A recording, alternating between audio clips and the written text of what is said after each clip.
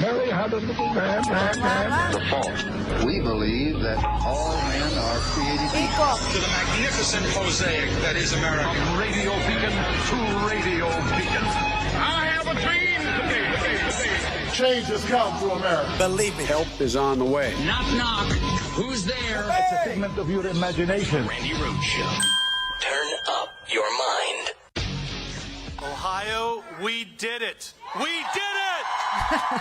In Republican-led Ohio, a resounding victory for abortion rights supporters. The supporters of Issue 1 made the ultimate tactical error, and they have unleashed a movement that I promise you is not going away tomorrow. Voters there rejected a Republican-backed measure that would have made it more difficult to change the state constitution to include abortion protections. But I think this proves that when voters look at the issues and when the legislature and Republicans overstep, Ohioans will push back. The results will keep in place a simple majority threshold needed to pass a constitutional amendment in Ohio, 50% plus one vote. Yay. The proposal, backed by Republican Secretary of State Frank LaRose, had aimed to raise it to 60%. Raising that threshold to 60% to me is about a consensus. But I think a lot of people look at this and say this is an attempt to influence the outcome of a specific ballot measure on abortion in November. Listen, I've proposed that this be done in the past, and as I said, there's no bad time to do a good thing. In November, Ohio will have a ballot measure to enshrine abortion protections in the state constitution,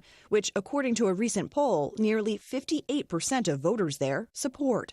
Meanwhile, a CBS News poll shows Democrats nationwide are more driven by the issue than Republicans. What? And in a sign of how Democrats hope to capitalize on that for the 2024 presidential race, President Biden took notice, saying Ohioans spoke loud and clear, and tonight, democracy won. Yay.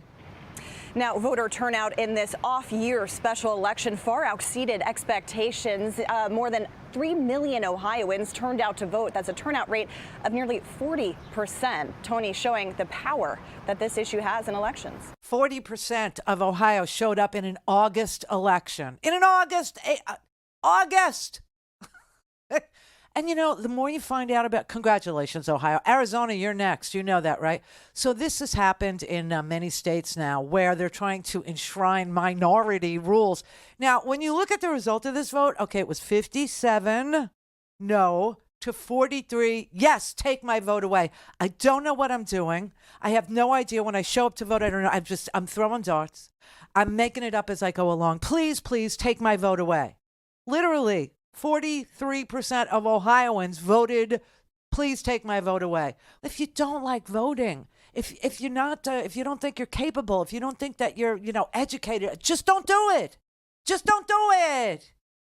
I don't understand why you have to vote to say, I don't want to vote. I don't want to, don't make, but if this stupid issue 1 thing would have prevailed, then the 57% who voted not to raise the threshold to 60% would have lost because they only were 57% of the population, and 43% would have won.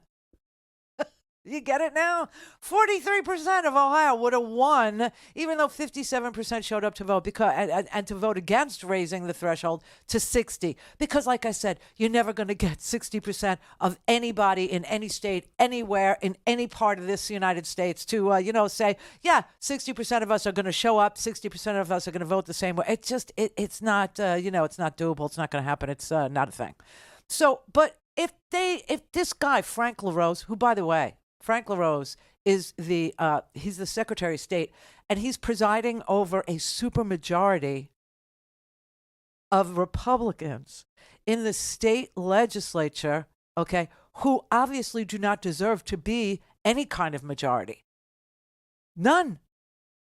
It's just that they're gerrymandered so bad. So I would say to you, Ohio, and I've been saying this for a while now, the next thing you want to get on the ballot, I appreciate the fact that this was about, preserving the rights of, women in your state and saying, yeah, after 50 years of, having the right to choose when to start my family, I'm good with it. I've made peace with it. I'm good with it. I'm down with it. I understand it. It works for me, works for my doctor. Nobody's going to jail for life. Nobody's paying $100,000 fine. I get septic in my 25th week. I can actually get medical care. Do you know that? I'm sort of good with that. I sort of like that arrangement. It works for me. Do you know what I'm saying?